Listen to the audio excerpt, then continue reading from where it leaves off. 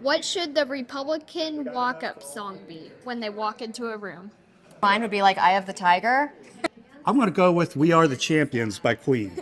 Pledge of Allegiance. For Whom the Bell Tolls by Metallica. Courtesy of the Red, White, and Blue. Back in Black. Presidential song. The fight song. How about This Is God's Country? Try that in a small town. The YMCA. God Bless America. We Will Rock You. I Won't Back Down by Tom Petty. Made in America by Toby Keith. The National Anthem. The National Anthem. The YMCA. It's taking care of business. Eye of the Tiger. Peace in this world. YMCA. God bless America. Proud to be an American. Proud to be American. We are the champions, my friend. God Bless America. This is my song. It's a hymn. God bless America. All I do is win. Born free. YMCA. Charlie Daniels, My Beautiful America. God bless USA. God bless the USA.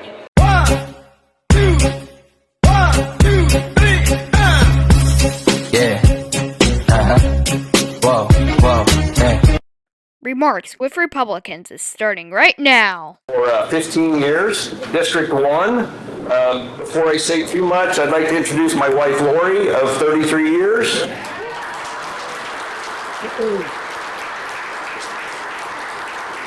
We have 2 kids, Adam and Elizabeth. They're both married. They just live a few miles from here, so we're close. They both work for us on our farm and businesses, and Elizabeth works for Santa Fe also. So we're very thrilled to be in that position. I am running for another term on the county board. I firmly believe that a county board member should dedicate a commitment of time and dedicate a commitment of trust.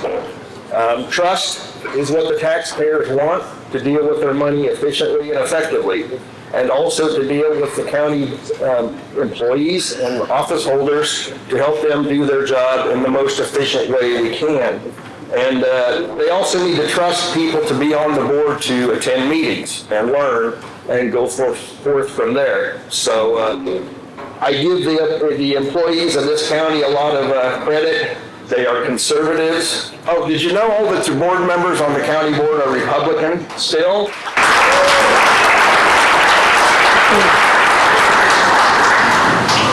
So we do have a very conservative board. We have a strong county financially.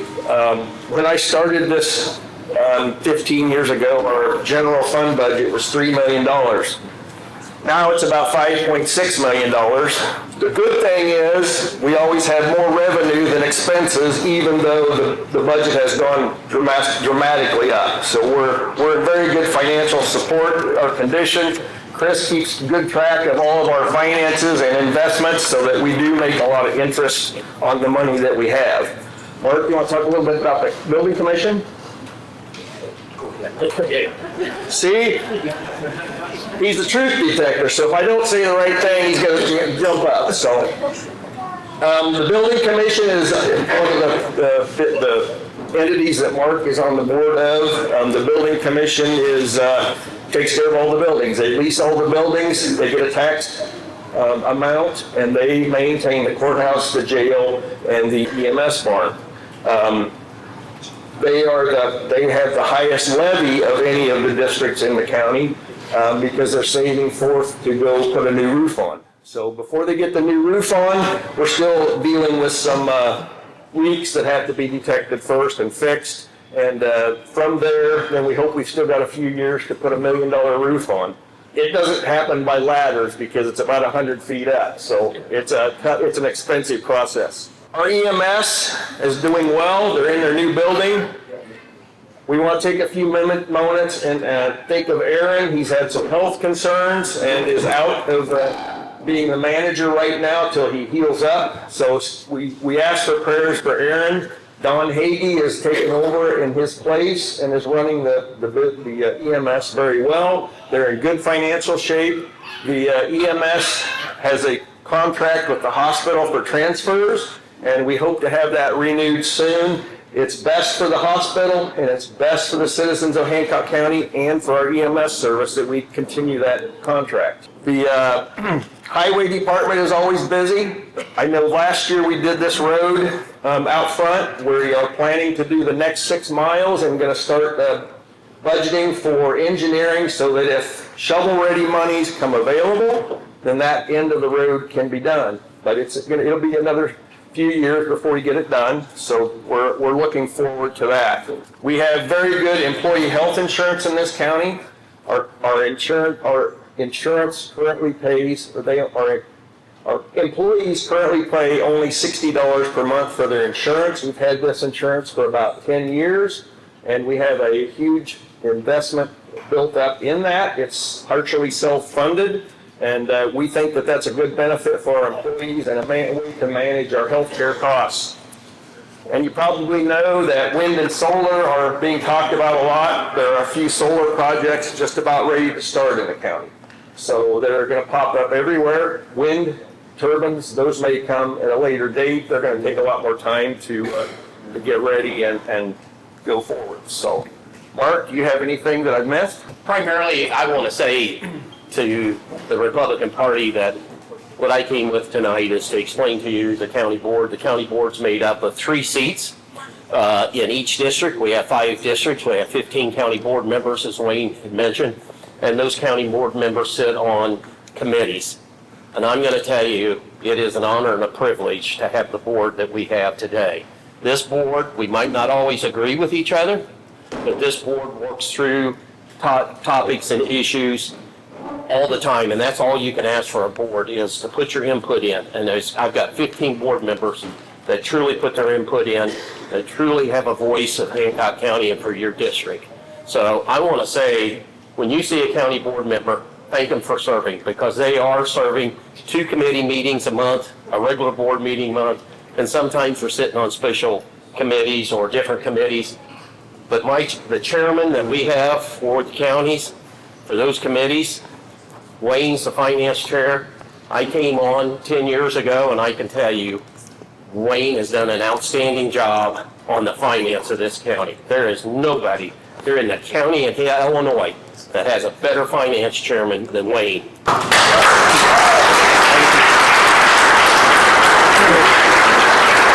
And when he told me that he might not be running, I wasn't going to accept that. And it took a lot of talking for many a times, and I know Lori's probably thinking, he's the guy that did this to me. But truly, Wayne's done a great job. Harry Douglas chairs the Health and Miscellaneous. Harry, I thank you for what you do. We also have Dennis Castleberry that does the highway. Dennis does an outstanding job, and Mark Hansen does building and grounds and insurance, which we are every 2 to 3 years. The county puts their insurance out to make it competitive. That committee does a wonderful job too. Kind of give you an update on the building commission, as Wayne had mentioned. The building commission gets involved with everything with the buildings. Many years ago, Hancock County decided to have a building commission. It is a way to levy money that you can maintain your courthouses, your ambulance, EMS systems for their facilities, only the facilities themselves. But we've done a lot of work over the last several years. I know, Scott, when you were sheriff, we put heating and air into the jail over there, which was a sizable project. We put a roof on the jail. We're getting ready to do a roof on the courthouse in the next several years, so we're trying to be conservative and try to get that money in so that we can pay for that when we get ready to do that. The EMS building is complete. We're hoping with this little snag with Aaron, we're hoping that we can have an open house so the public can come and see what they have. But I think it turned out fantastic. It's a building that you can be proud of in Hancock County. So other than that, I know, short and sweet, right? I want to thank you once again for supporting Hancock County. Thank you. Thank you all.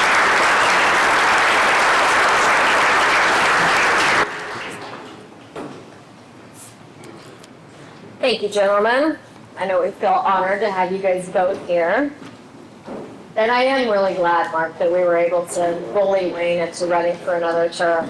We did really good. That's great. We're going to pass the hat. That's right. I mean, not bully. Peer pressure, right? Peer pressure. Okay. All right. Here to give us an update from Springfield is our state senator from the 47th district. And one thing I want to say about Neil, it's not bad. You know, Neil is really great. He comes to almost all of our events, as many events as he can possibly come to. We always feel a lot of support from Neil. Neil is always readily available anytime I have a question, anytime I have a complaint, or I just want to yell at him.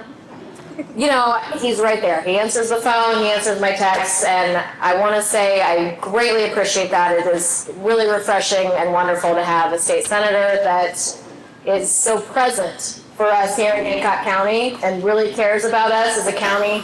So thank you, Neil, and please give us an update on all of the amazing things that are happening in Springfield.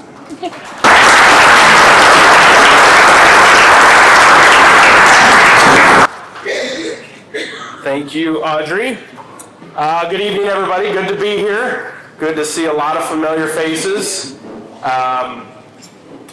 For those of you that don't know, I'm a professional fireman by trade. I work in the city of Moline, got off this morning. When I walked in here after Audrey and them were announcing candidates and first responders and all that, I thought maybe you had catered Dunkin' Donuts with all the cops here. Holy buckets. The one thing cops and firemen have in common, they all want to be firemen. So, no, honestly, before I get off on a tangent, thank you guys for what you do from the bottom of my heart. I work with our officers every day, and you have a thankless job, especially right now.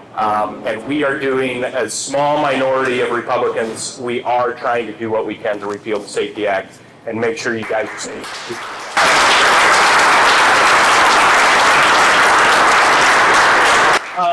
Just want to go over a few things here. I'm going to talk about just a couple bills that I introduced here this last session, and then get into a couple other things. So, number one, I introduced a bill here this last session that would eliminate property tax altogether for anyone that's lived in their house for 30 years or more.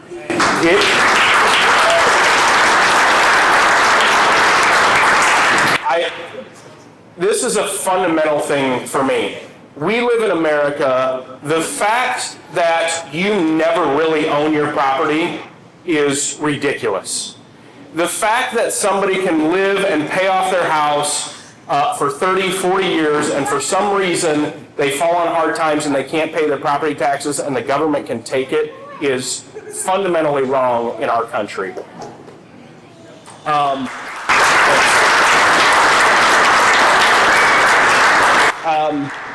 I am the original author of Repeal the Void Card. I will keep introducing that as long as I am in the legislature. Sadly, I am one of the very few of the legislators in Springfield, in the House or the Senate, that refuse both the pension and the health care benefits. And I've introduced legislation to end pensions for legislators permanently. I'm also the author of a bill to reinstate the death penalty. And I know everybody in here knows, like, I'm the guy that always ends by sharing the gospel. And people have said, well, how can you be Christian and be for the death penalty? And I want to clear that up. And I know that is a theological thing with some Christians, but it's funny because when Bill gave the prayer, he mentioned Romans 13. Romans 13 is specifically about God ordaining government and putting people in place for a reason. And it says that they will not bear the sword in vain, and they will uphold God's righteous hand. We are to repay justice, just as it says in the Old Testament, an eye for an eye and a tooth for the tooth. If you take someone's life, your life deserves to be taken.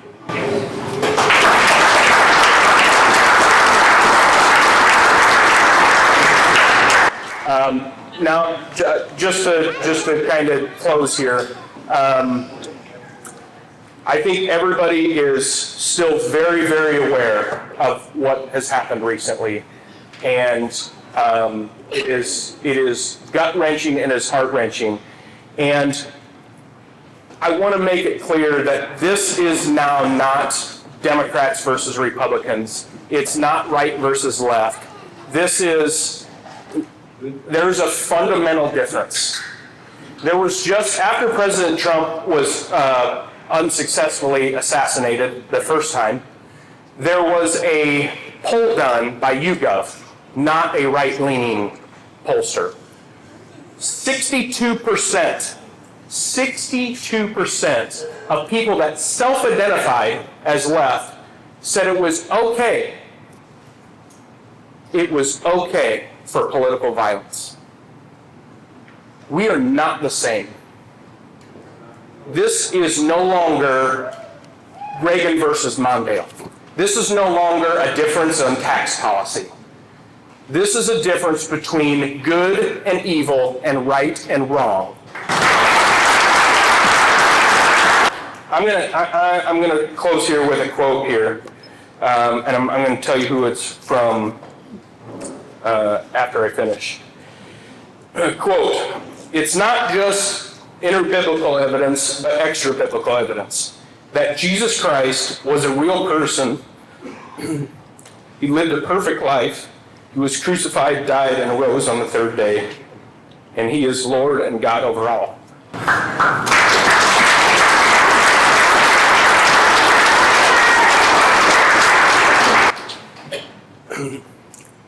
This is one of the last quotes by Charlie Kirk.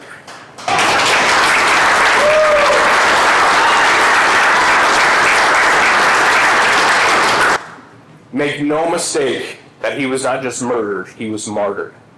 And he was martyred for his faith and how good he was at spreading the gospel and interlinking common everyday things.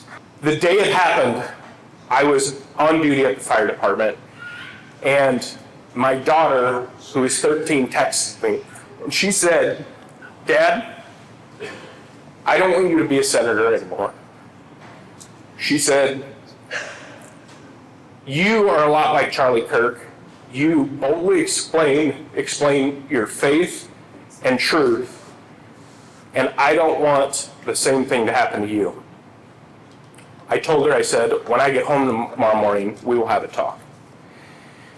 And it wasn't an in-depth talk that I had to have for very long, because she knew when I sat down with her, she knew that that response that she had typed to me was an emotional response, and she said, "Dad, I know. I already know what you're gonna say." And I said, "What am I gonna say?" She said, "We're to be bold. And the worst thing that can happen to a Christian is we change addresses." Right? The worst thing you can do is death delivers us to eternal perfection at a different address. Jesus said anyone that would follow him should be aware and count the costs and figure out if they are prepared to pick up their cross and die. That is what we are commanded to do, to die every day to ourselves and to be truth tellers. It's time we have that question go over in our head, because if the answer is you are not willing to die, then you better have a very, very frank discussion with your Lord and Savior, because it is time right now to think about that question from our Lord. Bold-hearted men will always be called mean-spirited by cowards. It is time to be bold. It is time to stand up for our faith and for truth, and that is what conservative values are. Thank you.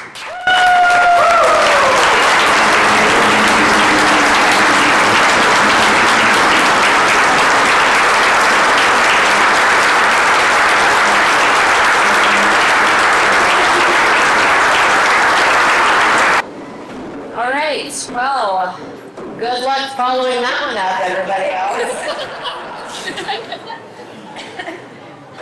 Okay, so we have a lot of local candidates in this primary election that are going to be on your ballot.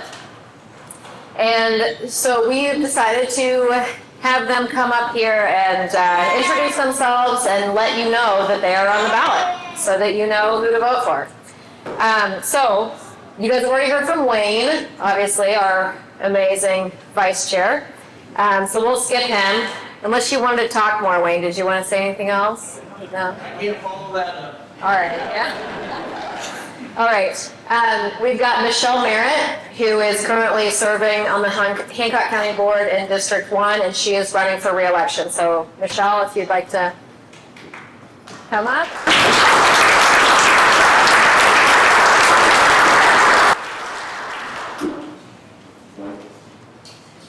Well, that is a tough act to follow. Sorry, I'm first after that. District 1 from Hancock County, and there are 6 townships.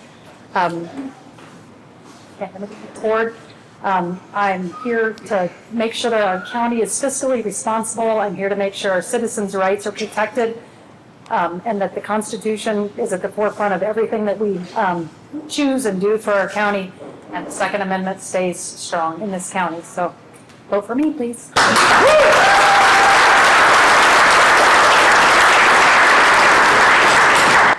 And I will say, Michelle does a phenomenal job. If you guys don't go to county board meetings or you don't read the minutes or anything, just take my word for it. She's phenomenal. She's great. Okay, so from District 2, we've got 2 candidates that are both running for re-election. Dennis Castleberry, who is not here this evening, and then we've got Harry Douglas, who is here this evening. We'd like to introduce him.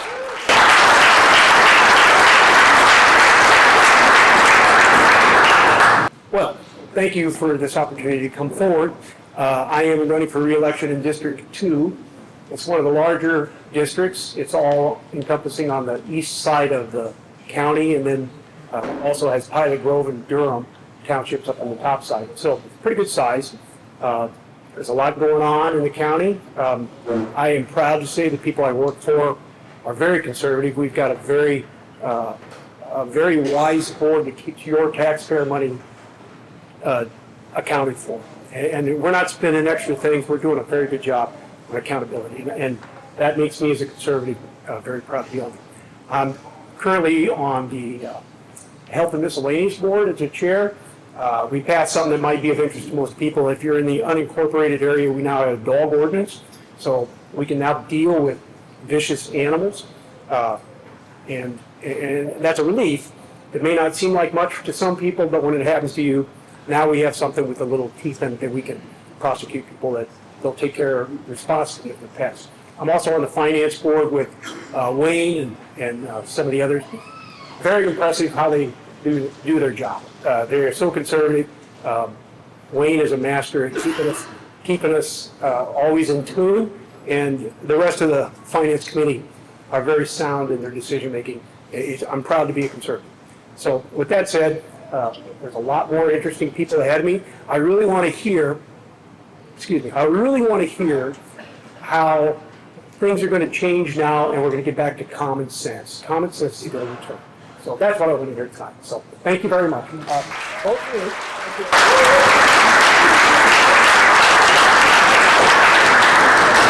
Thank you, Harry.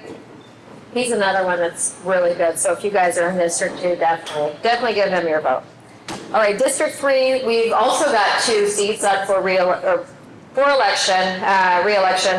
We've got first is Ryan Weeks, and then we've got Tom Rogers in District 3. So, Tom.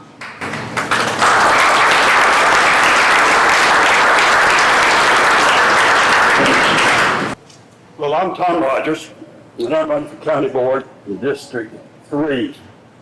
District 3 starts at Warsaw, goes south to the border, and across the bottom of the state over to Charley, just up take Bear Creek. That's how come we get Steve. We're all pretty much the same. We're all conservative. We all love you and want to do the best for you. But I still ask you to vote for me. Have a nice night.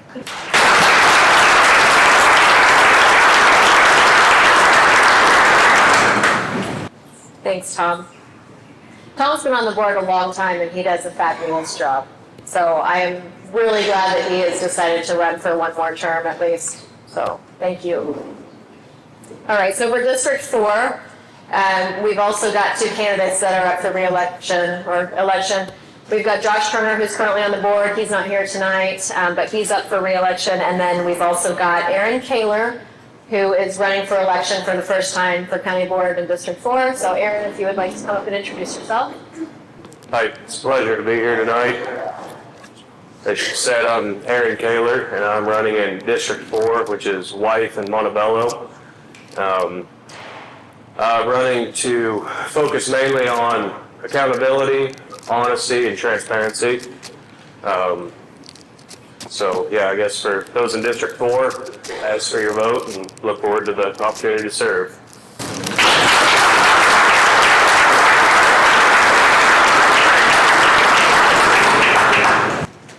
Thank you, Aaron. How old are you, Aaron? Like 30 years old? 27? Okay. All right.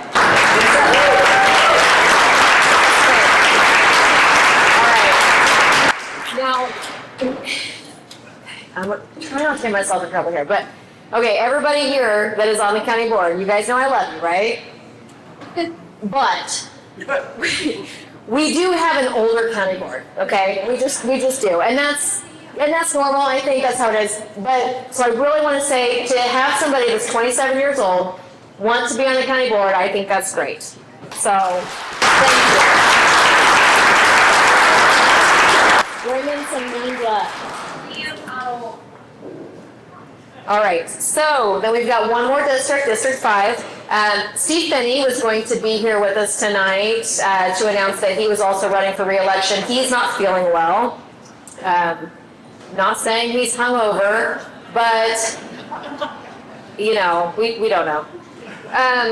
But we do have Leanne Lambert here, who currently serves District 5, and she's here to introduce herself.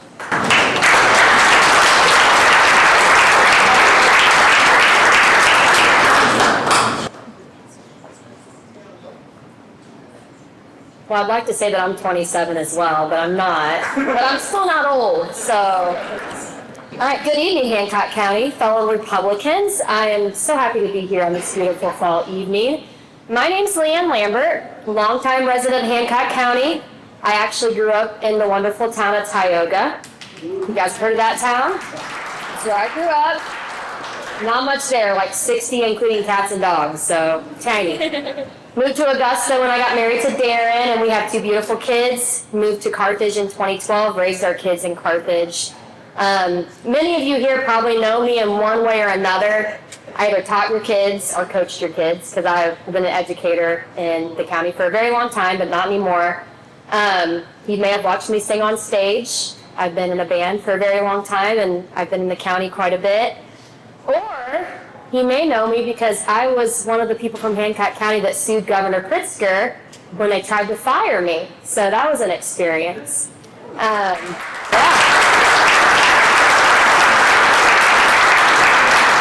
So I said I got an education. I now own a business here in Hancock County in Carthage called Victory Signs. Right now, it's hot and heavy with political signs. If you've seen them out in the county, they've gone through my shop. I've got my kids trained now to knock those out when I can't. So we're getting those nailed out as fast as we can. This was my first term on county board. I'm on building and grounds and finance, which finance is fascinating. There's so much that goes into finance.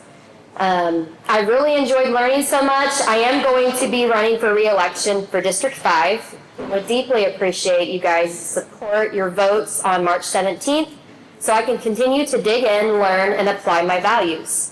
If you get a chance before you leave, please come say hello. I would love to chat with you.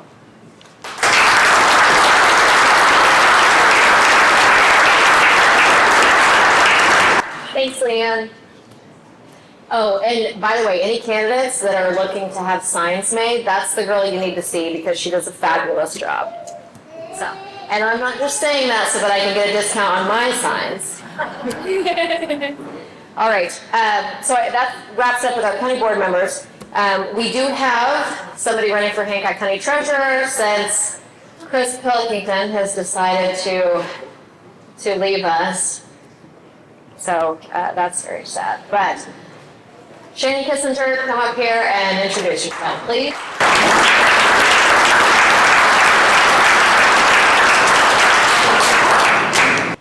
After working for Chris almost 10 plus, I guess it's been over 10 years now. And she's served you guys for 6 terms, a long time.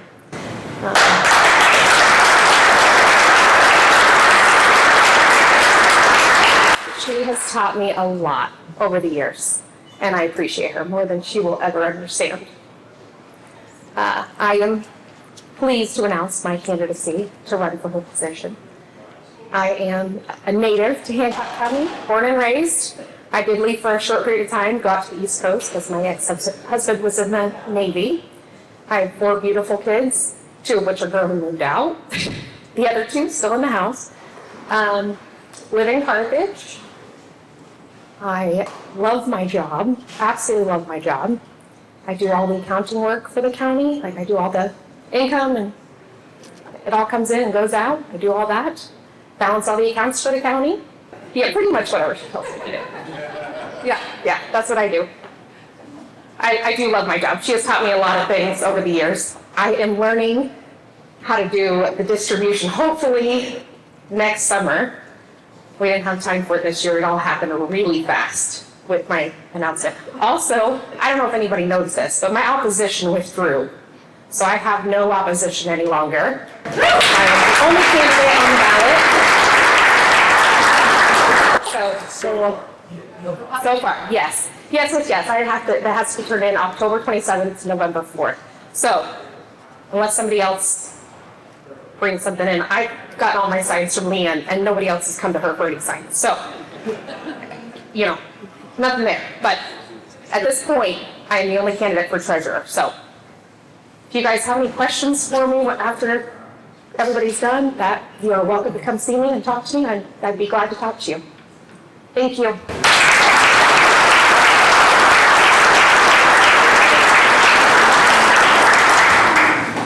I feel so tall compared to you, Sheena. It's great. No, I like it. I don't feel tall very often. All right. So our last 2 speakers, we've got 2 amazing, very well qualified sheriff's candidates. So it's going to be a tough primary, you guys. First speaker, we'll have Jordan Haas.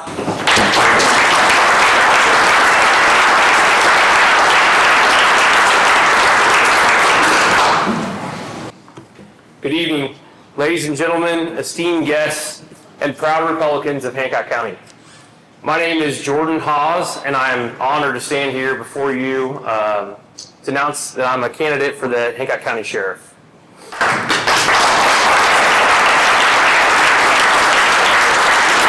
As this late great man has shown all of us, you can be young and still get involved in politics. It's the best way to affect change, and that's why I'm running for sheriff here, is that I believe in protecting this county, upholding the rule of law, and ensuring that Hancock County is a safe place for all of us to raise our families, run our businesses, grow our farms, and live our lives. My wife, Miranda, and I both grew up here in Hancock County, and we have had the privilege of raising our children here. I have spent 17 years in law enforcement. I currently serve as a detective with the City of Macomb, as well as an associate instructor with the National Criminal Justice and Training Center, teaching advanced techniques for online child exploitation to officers nationwide. Prior to that, I was under Sheriff Benzinger as the chief deputy right here in Hancock County. As your sheriff, my priorities are clear. I'll first ensure that we, as a sheriff's office, that the deputies, as well as myself, will strengthen that community policing aspect by ensuring deputies are visible, that we are accountable, and that we are engaged with you, the people that we serve. Second, I'll take on the growing problem of methamphetamine and mental health disorders by utilizing my own experience as well as leveraging outside resources. And third, I'll uphold the Constitution, defending your rights while maintaining law and order with fairness and integrity. I'm a proud Republican because I believe in limited government, personal responsibility, work ethic, and the strength of our community when we work together. As sheriff, I'll lead with those values, ensuring our sheriff's office is transparent, accountable, and focused on results. I am committed to keeping Hancock County a place where our conservative principles thrive, where law-abiding citizens are protected and those who victimize others are held accountable. I'm not just asking for your vote, I'm asking for your trust. Together we can build a stronger, safer Hancock County. Thank you for having me tonight, and I look forward to your earning your support in March. May God bless you, and God bless Hancock County.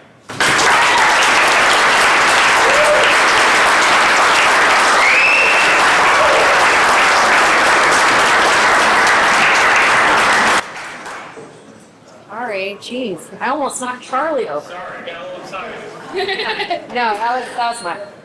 Okay, one more candidate, last but certainly not least. He is running for Hancock County Sheriff, Josh Smith.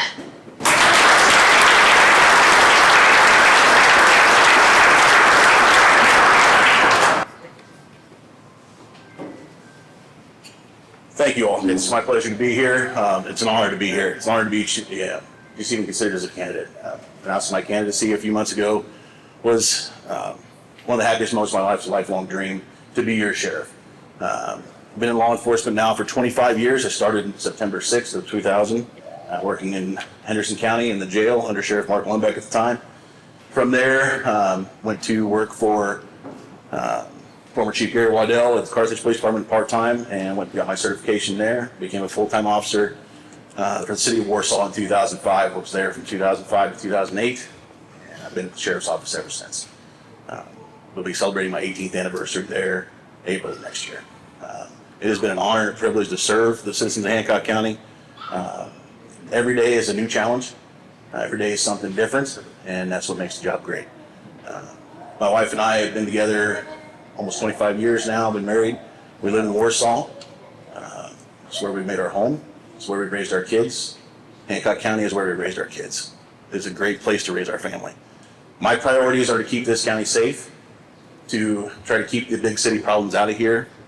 Now, you understand that there's a lot of things that we need to change. A lot of things that we need to change in the way we do things. There are a lot of things to fix, such as relationships and different ideals that we have going on now. I'm thrilled to take on those challenges. I really think that as your sheriff, you'll find that my values are very similar to what the candidates up here all night have been telling you. Mr. Hawes said it best: transparency, accountability, protecting this county, fighting the problems that face you every day, keeping you safe. Get the chance. My campaign is on Facebook, and we are going to be having meet and greets and different things out there and trying to get door to door to go out and see folks. And I just appreciate your support in March. Thank you very much.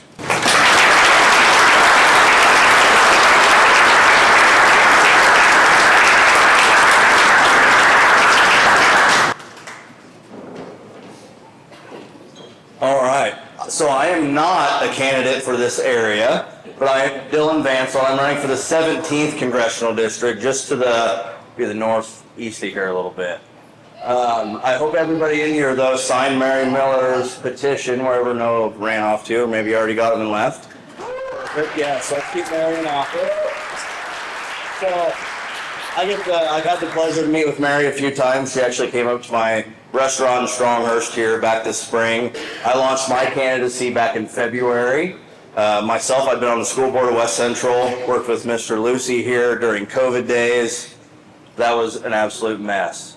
But I'm going to keep it short and sweet. I'm up here to introduce a very good friend of mine who also serves on the West Central School Board with me. He helped fight against the mask that muzzling our kids when the COVID thing was going on. He is a great guy. I look forward to all of you meeting him. Josh Higgins.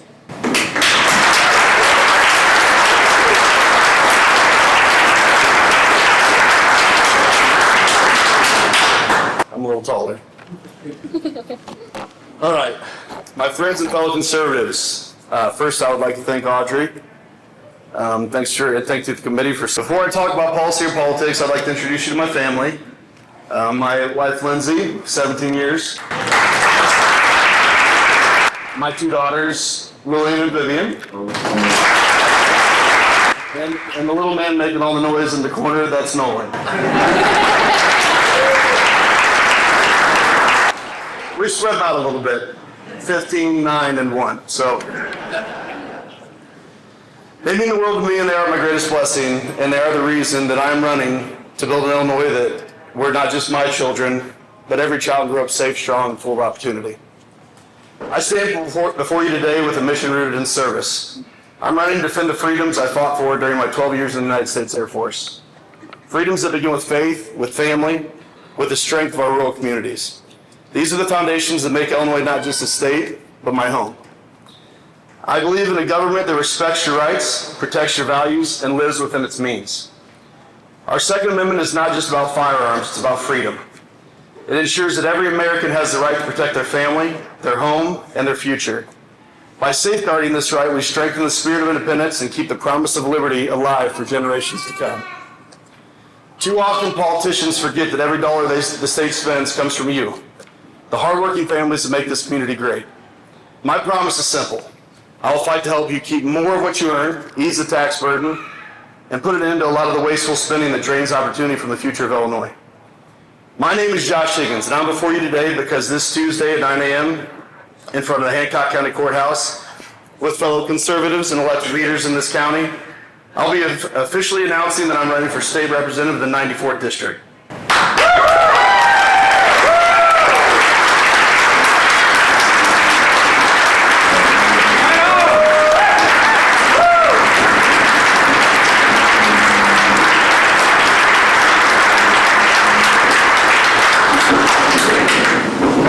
Thank you. I believe this is a turning point. These are the times in history where we've witnessed the greatest revivals. I know what it means to serve under pressure, to make tough decisions that truly matter. I'll bring that same determination here, working every day for the people I seek to represent. Together we can strengthen family farms, the backbone of Illinois, so they not only survive but thrive for generations to come. We can ensure that our children grow up safe with the values, the opportunities, and the freedom to build a bright and prosperous future. My primary campaign will not be about division. It will be about renewal. It's about restoring trust in government, faith in our communities, and pride in our state. I truly do believe Illinois can be strong again, but only if strong conservatives work together by standing firm in our convictions.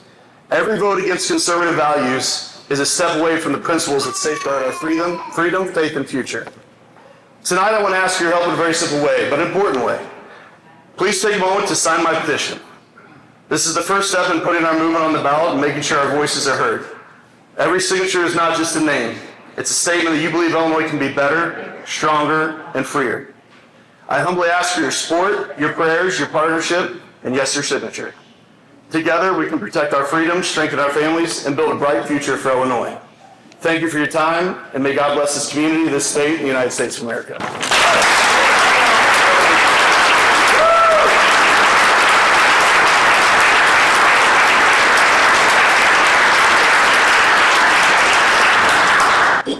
All right, thanks. Now I feel short again. All right. Thank you so much, Josh. We've been extremely excited about this announcement. I will say there was one thing that he said that was inaccurate, but this is my fault. So it's going to be 10 o'clock on Tuesday instead of 9 o'clock. That's my fault. I changed it. So we're going to have a press conference at the Hancock County Courthouse, 10 a.m. on Tuesday, which is the 7th, right? 7th? Yes. So Tuesday the 7th. If you guys are just, out and about, I mean, what do you guys have to do at 10 a.m. on the 7th anyways, right? I mean, come to the Carthage Courthouse, hear our press conference. It's gonna be absolutely phenomenal. It's gonna be great. So, please come. Just take the day off work, it's fine. All right.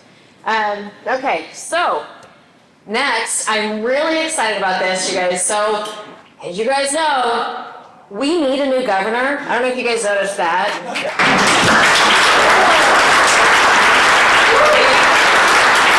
At least in my opinion, and preferably a good, strong Republican governor this time. And it just so happens that we have a candidate for governor here tonight to speak to us, Ted Dabrowski.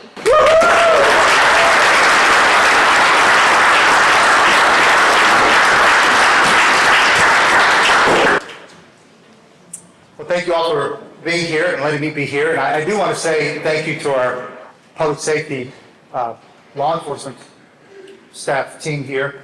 I was last night at the Italian American Police Association in a banquet there, full room somewhere in Niles. And it was great to be in that group, and thank you all for keeping us safe and doing everything you do.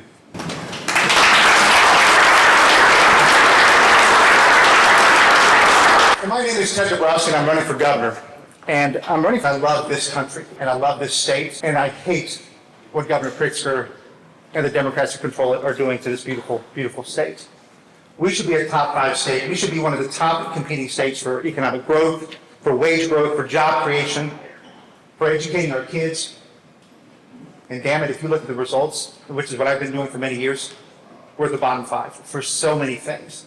And there's no reason for it other than horrific politics. They're destroying our state, and I aim to change that.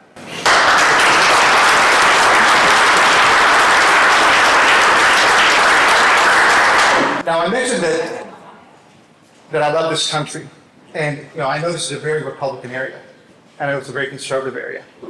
And if I were you, I'd be making sure that whoever's running for governor is conservative as well. And I want to give you just a story of where my background is, where my heart and where my brain lies, and that has a lot to do with my father. So my upbringing in Illinois is different than many of yours. Many of you are multi-generation. My parents are both immigrants. My mom came from Ecuador when she was a 19-year-old. My dad came from Poland when he was 22. Now, they both came here legally, okay? Legal. And they both became citizens, okay? Now, it's my dad who had the big influence on me. My mom had a huge influence on me too, don't get me wrong, just in a different way. But it was my dad who escaped from communist Poland. And let me tell a story about that. So I was about, 10 or 12 years old. And my dad was watching TV. And it was Jimmy Carter on the TV. So this was 1976. Now I know. I was 12 years old, or who knows how old I was around that. Jimmy Carter's on TV, and they're passing new safety belt laws. And the safety belt laws, they were going to require people to wear them and have them in the cars and all that. And my dad was so angry. He was like, God damn it! God damn it! And I was like, I was a young kid. I was like, whoa, what's up, Dad? What's the big deal? We talked about the safety belts. And I said, well, they keep you safe, right? And what I didn't understand was he wasn't complaining about the safety issue. Of course, safety belts keep you safe, he said. It was about when you give the government the power to start telling you what to do, what to wear, what to behave, what to do. When they start doing that, it's a slippery slope. And it goes further and further and further. Jump forward to 2020, when Governor Pritzker starts shutting down businesses, saying who's essential, who's not, forcing you to wear masks, right? Forcing you to vaccinate. Suddenly, it becomes really easy to understand what my father was saying. It's not about the good intentions. It's about the power of government. So for a long time, I've had that influence in my mind of his about how much he hated communism and socialism because they tell you what to do and they take control of your lives. So that's deeply underrooting all of my conservative values. So it was interesting that I had a chance in 1998. I got a call. I was working in Citibank, Mexico. I worked in Mexico for 6 years, and I got a call to move to Poland in 1998. So here I was lucky. I get to go to Poland and participate in a country that was trying to get rid of all the problems they had under communism, right? They'd lost individual freedom, they'd lost economic freedom, they kept their religious freedom, that's only because they went underground. But it was an amazing, I got to go in 1998, and I got to work with all those people to turn that country around. And if you look at today, Poland, it is one of the freest countries and the most prosperous countries in the nation, in the world. And I was lucky to be in that role. So underneath all my stuff is a bunch of conservative values that shouldn't be challenged. The last 15 years, I've been working at Illinois Policy Institute and WirePoints. Can I get a hand at how many people know WirePoints in this room? Every day! There you go, I like that. Many of you don't know WirePoints, but for 15 years, I've been fighting for lower taxes. I've been exposing the heck out of the tax issue. I've been exposing how we're losing our population and all the bad policies that go there. I've been exposing the failure in our schools. I'll talk about that in a minute. I've been fighting for all these things for 15 years. I've written about it. I've traveled the state. I've met with grassroots groups. I've worked with legislators like Jeannie Ives and Tom Morrison. I've testified. And damn, it's been hard to change Illinois. Right, Neil? Yeah, the Democrats control it, and I've been watching bad laws become worse and worse and worse. And so at some point I said, look, I know how the sausage is made, and I know why it tastes so bad, and I'm going to get in there and try to change it. So here I am. Now, let me tell you a little bit about myself. I was born in Chicago, as I mentioned. I was born in Chicago. Parents were both immigrants. I have two other siblings.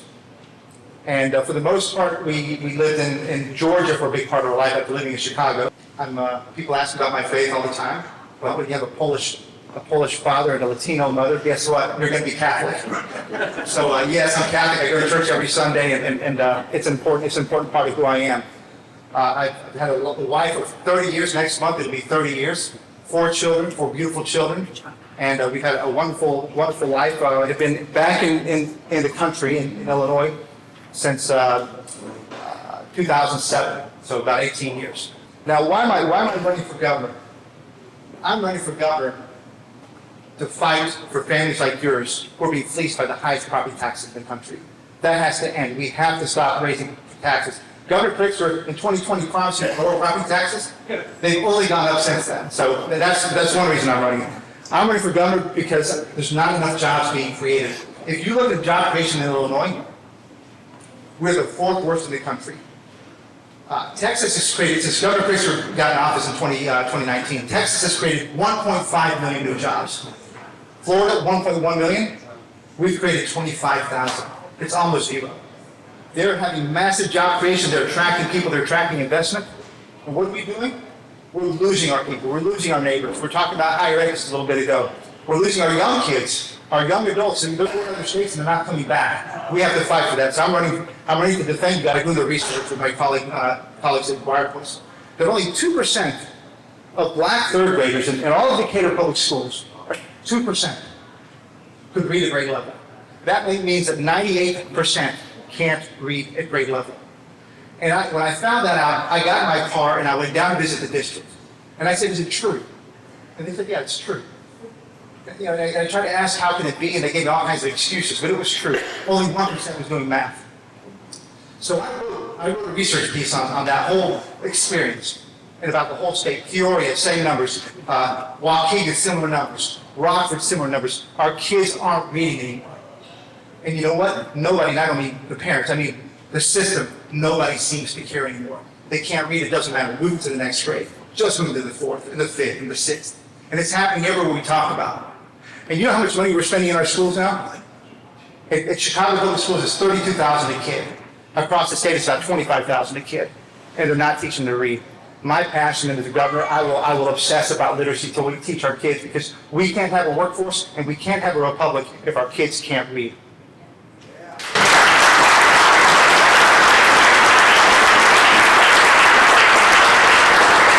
My goal is to make this, we should be, there's too many people that shrug their shoulders and say Illinois can't do anything anymore. I disagree. I think we still got our great assets, we still got great people. What we have to do is be passionate about standing up and opposing the problems that we have. Now, just a couple more things. I said, you guys have a choice, right? There's a primary. And you all will have to determine who can beat Pritzker, because that's really what matters here. Right? It's not about who you like, who's the best looking, who's the tallest or the shortest, whatever, right? It's about who can beat Pritzker. And I'm going to make my case real quick. One, I've been studying these issues for 15 years. I can negotiate, debate, whatever, all these issues on education, taxes, all of it, because I've been doing this for 15 years. And that's a good thing. Number 2, I've got the executive experience. I've been working overseas for many years. I've dealt with all kinds of people, all kinds of ethnicities. I can work within the Cook County world. I can operate in that world. I can operate with the suburbs. It's important that we can win in the suburbs, because if you can't do well in the suburbs, you can't win statewide. Number 3, I'd like to think that I've got the temperance to do that job. Not everybody has the temperance to negotiate with a whole bunch of people. It's important if you want to win statewide, and I think I've got that. And then another important point, to do well in Cook County in the suburbs, I'm half Latino and half Polish. So I can go out and reach out to the Latino community, I can go out and reach out to the Polish community. And that's not a joke, it's important, because I can go out and win votes. So I would argue that hey, we've got great candidates running for governor, but there's one that can beat Pritzker, and that's me. So I hope you get your support. Thank you.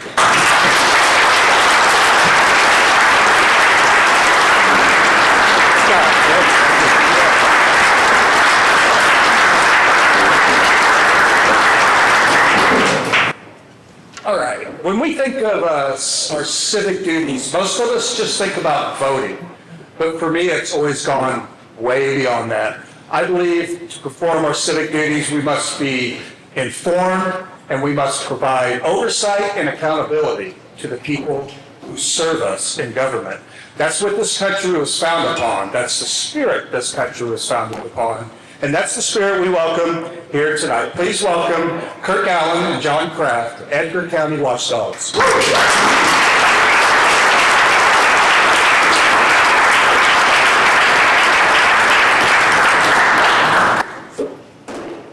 I'm John Kraft. This is Kirk Allen. We started the Edgar County Watchdogs how many years ago? 2011, somewhere around there. And our goal was to hold the local government in Edgar County accountable to the people and to the laws that they were supposed to be accountable to. Can everybody hear me? A little closer. A little closer. Is that better? I'm not used to these hearing aids, sorry. What's that? Our story and how we got started. I got started when I went to a local school board. I had a camera, video camera, and I wanted to record the school plays and band concerts and sell, DVDs to the parents. I went to a meeting. The school board president said, "Sorry, we're not going to talk about that tonight. Glad you came. Thanks for showing up." So I left. The next morning, I got a phone call from the school secretary telling me that last night they decided to tell the person that had been doing it for 20 years and still put things on VHS tape, that they were going to do it again this coming year and the following year. It's like, wait a minute, didn't you tell me you weren't going to talk about it? How can you vote on it if you weren't going to talk about it? So I sent my first FOIA request to the school board to find out what was going on, and nothing was in the meeting minutes, and it certainly wasn't on the agenda.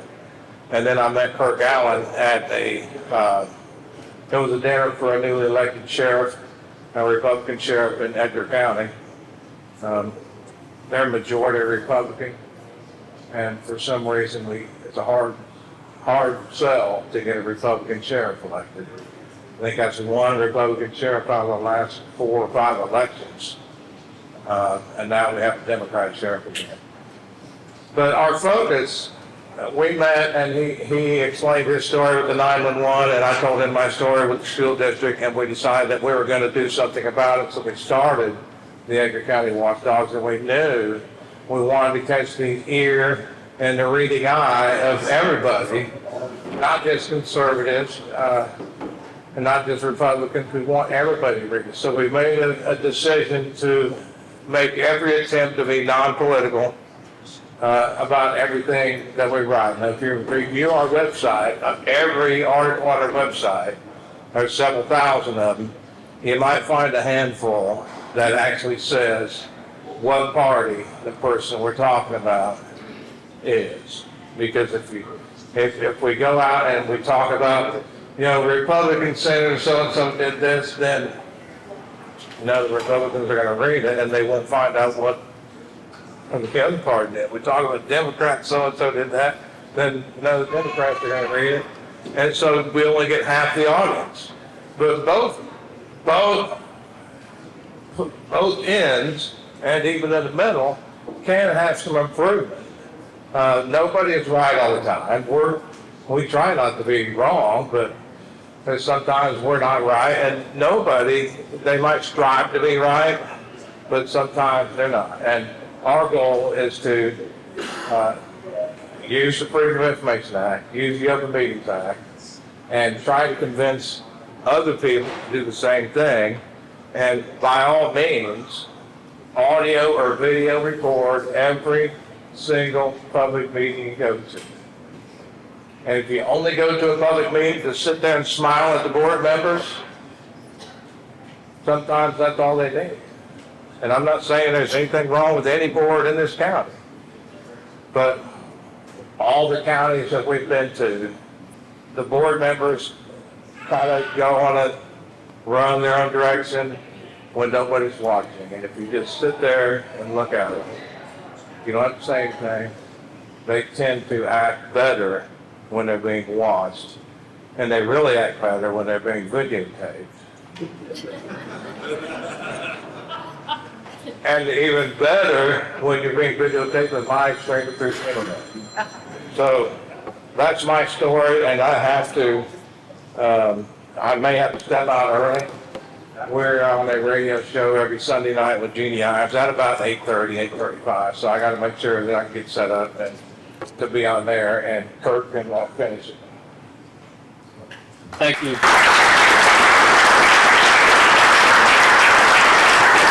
Thanks for having us, Audrey. You're going to have to tell me when I've got 2 minutes, 3 minutes, whatever, because I could talk all night. Oh, yeah, we've got a deb for that. Okay. Awesome. Thank you very much. My name's Kirk Allen. I got started being a local watchdog over a 911 call. Now, I didn't turn and look, but where's our police officers in here? Go ahead. Okay, firefighters? Okay, a few of you. The call was, and in our business as I'm a fire chief, retired out of the Air Force. We risk little to save little, we risk a lot to save a lot. The call was for a 4 or 11-day-old baby not breathing. Any nurses in here? Okay, you'll appreciate this. I'm 4 miles from the ambulance bay. We're volunteers. I'm driving 100 miles an hour to get there. I'm risking a lot. Both myself, I'm in the rural area just like you folks around here. There's deer everywhere. Anybody on the road I'm passing at that speed. I'm risking a lot in that process because of the call. We have a child that's not breathing. I live in a community of 800 people in the middle of nowhere. I get to our bay, we get the ambulance, and I pull up to the government housing. How many have government housing in their farm community of 800? 90% of our ambulance call is to government housing. I have an 11-day-old baby not breathing as the call, and there in the doorway of the entrance stood a 16-year-old mother holding an 11-day-old baby. 16-year-old mother. Why is that? Where's the father? Who's the father? The child was screaming bloody murder. If he's screaming, he's breathing. That's right. Sigh of relief. The child was in a blue nightie under a fluorescent light. The mother thought the kid was turning blue. Even though he was crying, she didn't know. She had no idea. No parental skills whatsoever, no family, no nothing. She had the kid, the hospital sent her home. Her home is government housing. I got on the phone and I asked our 911 dispatcher, who took this call? And the guy on the line says, I did. What's up? I said, could you tell me why we didn't initiate over the phone infant CPR? What do you mean? So what part of my question did you not understand? I repeated it. And he says, well, we don't do that. Had he done that, the dispatcher would have known the child was breathing because he would have heard it on the phone. And I wouldn't have driven 100 miles an hour. Probably close, but my point being, when he said we don't do that, I saw a problem. I went to my first 911 board meeting. I know all of those people. Police chief, the sheriff, other fire chiefs, ambulance operators, and our 911 coordinator, who I could write a book on. And I asked, are our dispatchers certified? Any dispatchers in here? E&D? He's shaking his head. Yes, he knows what that means. Emergency medical dispatch. You get licensed by the state. I asked, are our dispatchers certified? You have to be certified to dispatch medical calls. And the answer was, why do you want to know? Well, I want to know because I had this call and I explained the call. So back to my question. Are they certified? Well, we train all our dispatchers. That's not the answer I'm looking for. And my concern was, if they're not certified and something happens on that medical call, there's going to be a lawsuit. And the county is going to be on the hook, which is my pocketbook. If you go to YouTube and look up Edgar County 911, that's the first EIU, Eastern Illinois University, newscast on this subject. I couldn't believe what I was told. It took 15 minutes for them to finally say, yes, they're all certified. But I knew they weren't based on how they treated me the first 15 minutes of being in that room. My first FOIA request. How many have submitted a Freedom of Information request before? Okay, not enough hands. Okay? Not enough hands. I contacted the Department of Public Health. I asked for all certifications for our dispatchers. They had not been certified in 6 years. Our 911 center was never even licensed to operate. That's just Edgar County. Why would they lie to me? I have no idea. But I went to the next meeting and I started asking for records. We uncovered gambling. We uncovered pizza parties, beer parties. The volume of theft of public funds in my county in 2 years, we focused strictly on our county, would blow your mind. And then we started writing about it. Why did we write about it? Because the local paper that would sit in the same meetings would never share it. We currently have our chief judge in Edgar County got arrested for DUI two weeks ago? Yeah. 2 weeks ago. We published the story, published the videos, the body cam, the police reports, everything. Our local paper still hasn't covered the story. Local politics is very important. The law. How many lawyers in here? We got one state's attorney, right? Any other lawyers? Justice is blind. How many believe that? Okay, it should be. It should be. But what we identified when we started doing this, if we're looking at county government, we read the county code. The county code is the rule book. It applies to everybody, whether you're a Republican, a Democrat, an independent, it doesn't matter. And we learned what the law says for each unit of government. Pick one. We could write a book on it. We've dealt with them all over the last 15 years. I don't think there's one we haven't touched. And most of it comes from local people that say, hey, I got a problem. Can you help us? Is Neil still here? Senator, he may have had to bail. No problem.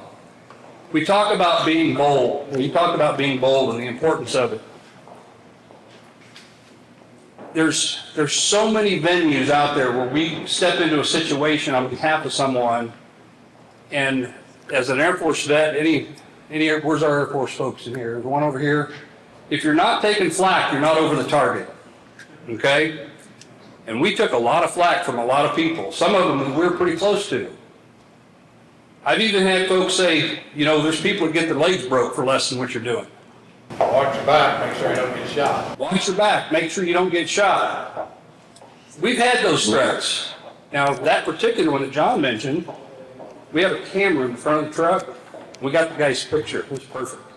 So what did we do? We went home and we wrote an article on it. 12 hours?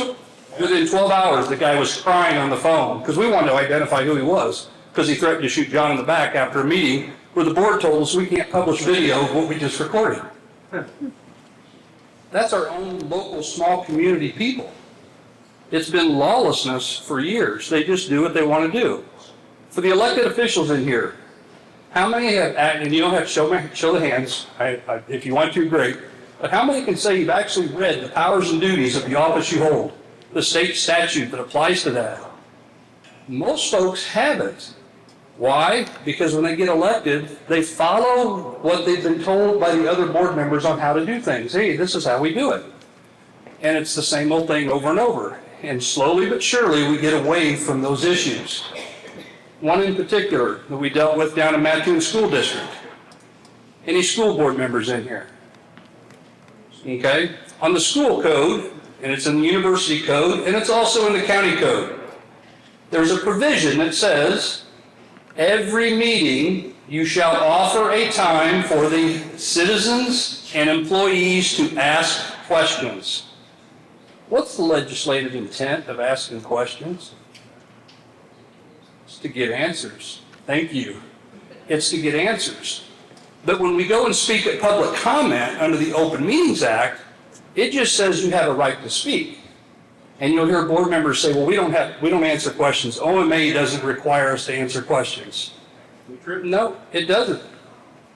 But the school code, the university code, community college act, and county code all have that specific provision that's separate than the Open Meetings Act.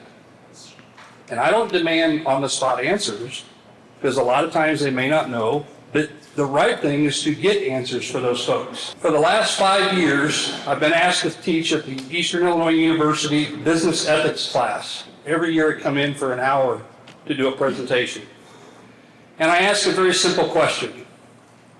And sadly, this year was the 5th year in a row I've had the same answer. How many recall what Benjamin Franklin was asked after the signing of our Constitution? He was asked, what kind of government did you give us? And his answer was, a republic if you can keep it. Now, most folks know that, okay? When I asked that question, when Benjamin Franklin was asked, 2 students this year in the front row said, who's that? 5 years, folks.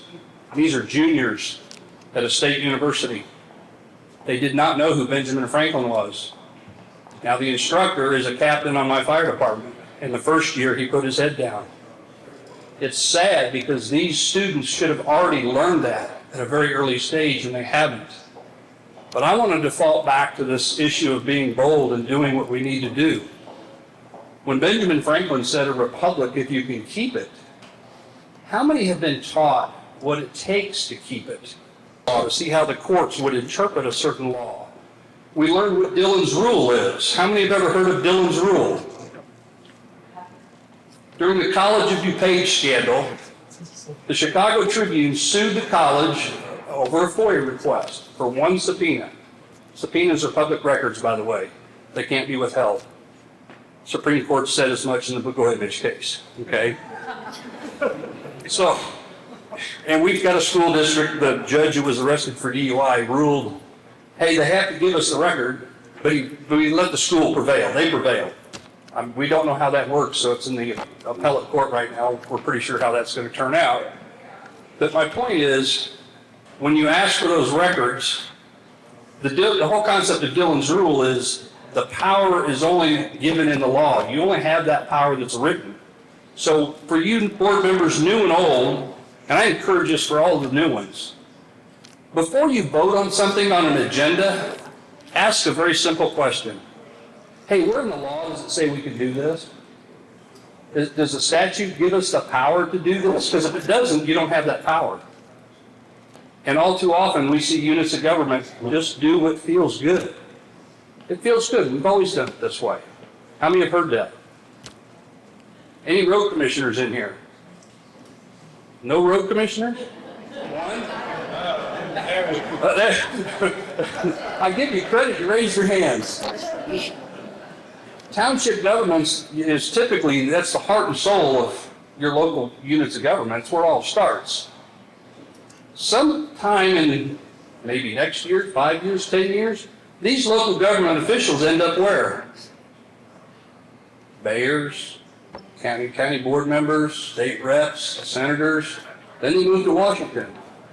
If they don't know how to do it right here, what happens? They take that with them to Washington. You folks are all looking for votes and looking for elections. In the last 15 years, through doing nothing more than asking for records, going to meetings, reading laws, and applying it, our work has directly and indirectly removed 687 public officials from office.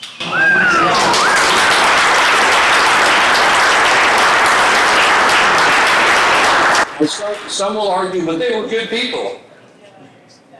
Well, they may be great people. They may have a heart of gold, but what they were doing while they were in office was not compliant with the law. And the local paper wouldn't cover it, so it led to public embarrassment. When we dealt with things at the College of DuPage and that one FOIA request, it cost $500,000 to the taxpayers to pay the Chicago Tribune when they lost the lawsuit. The appellate court case was held in the law library at the school. Actually, it was at NIU, if I remember correctly, Northern Illinois University. 3 judges, they're talking to the attorneys, and the attorneys, or the chief judge of the 3-judge panel asked, Do you know what Dillon's rule is? Asked the school attorney. And the school attorney said, what? Dillon's rule. There's a lot, if you don't know it, learn it. It's very important. We're in a room with about 100 law students. And when they said, what? And didn't know what Dillon's rule is, you could hear the air sucking sound from all the students. They couldn't believe this lawyer stood before an appellate court and didn't know what Dillon's rule was. So 7 minutes, he got indoctrinated from the court on what Dillon's rule means. And it's pretty simple. You only have the power that's given to you. You have the power to have a law enforcement. You have the power to have a fire department. You're supposed to take care of your buildings and grounds. Well, there's an inherent power. You're going to take care of buildings and grounds? Okay, go buy a lawnmower. You got to cut the grass. It doesn't say you can buy a lawnmower, but that's an inherent power. There's 3 prongs to that rule. And when we started applying that simple rule, nobody's reading our laws. If you don't know what your rights are or what the laws are, how do you go to a meeting and expect to have accountability? We started going to meetings and asking questions. And we've had folks tell us everything under the sun. You can't speak at our meetings. We don't allow people to speak. Or you can't videotape. Or you can videotape, but you can't publish that without our permission. You name it, we have heard it. And it comes from a position of uneducated folks. They're just doing what they've always done. I can assure you, if we're writing about it, it's because we've met a brick wall trying to fix it. Our goal is to get it fixed and do it right the first time. Back to the law enforcement. We got some folks running for sheriff in here. Years ago, in our county, we had a person was arrested for a filed off serial number on a gun. That's a crime. It's a federal crime. He goes to jail. A few years, not quite a year later, the sheriff's selling guns. Can a sheriff sell guns? No, law doesn't. Law forbids it. Seized weapons. There's a difference between seized weapons and stolen. But seized weapons, by law, cannot be sold. He was selling to his own deputy. And he even documented the one without a serial number was sold to his own deputy. That was in Edgar County. And we laugh about it. We found 14 other counties doing the same thing. Because nobody was reading the law. We just always did what we've always done. Now, we actually helped push legislation, and amazingly, it passed out of the House with 80% Democrat support, to allow seized weapons to be sold through a proper FFL transfer program so that it could help subsidize the budget of sheriff's offices. And it passed out of the House. Senator Kwame Raoul, how many know that name? Okay, he was a senator at the time. He snatched up the bill and killed it, sat on it. It went nowhere. Okay, so we showed that sheriffs were doing this illegally. We tried to make it legal, change the law so that they can do it. If we're not going to enforce the law, because nobody ever got prosecuted for this. If we're not going to enforce the law, what do we do? Kwame Raoul, fast forward, becomes Attorney General. He's at a meet and greet across from the Capitol. Him and Governor Pritzker walk in, and I saw an opportunity. Because we had just uncovered the Shelby County Sheriff was selling seized weapons, a large volume of them, to himself and his deputies. And he got caught lying about it. First he said he didn't. The old adage, don't ask a question unless you know the answer. We already knew he was selling guns. The state's attorney wanted no part of it and passed it off to the state police to handle the investigation. The audio of that investigation would blow your mind because it wasn't a rightful investigation. But my point was, it was turned over to the Attorney General to handle. And I asked Kwame Raoul, very nonchalantly, and I mousetrapped him, you know, we've got this issue with selling guns, and we can't get prosecutors to do anything. Yeah, state's attorneys, they got to start doing their job. Yeah, they really do. So what do we do? He goes, well, we could probably write a memo to the state's attorneys. That might help. So that's interesting because we have one right now that's already in your lap. We published it all. He didn't say a word. They chose not to prosecute. They never gave a reason why they won't prosecute. But we have to expose it. That was the same attorney general, and I hope somebody steps up to run for attorney general.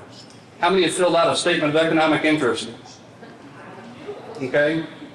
We published it on our website. It's actually a crime if you don't do it. It violates the State Ethics Act. 2 years in a row, Kwame Raoul didn't do it. Once as a senator, once as attorney general. So how do you hold them accountable? Local paper won't cover it. We have to expose it. And that's what we do. We expose those things that are going on when they refuse to fix it. I said I could talk all night, and I don't want to ramble on and on and on, but I do want to offer an opportunity. There's two questions I always ask. Says who with what proof? Show of hands. How many have been told something and you find out after the fact it's not true? Okay, we've all been there, done that, okay? Says who with what proof?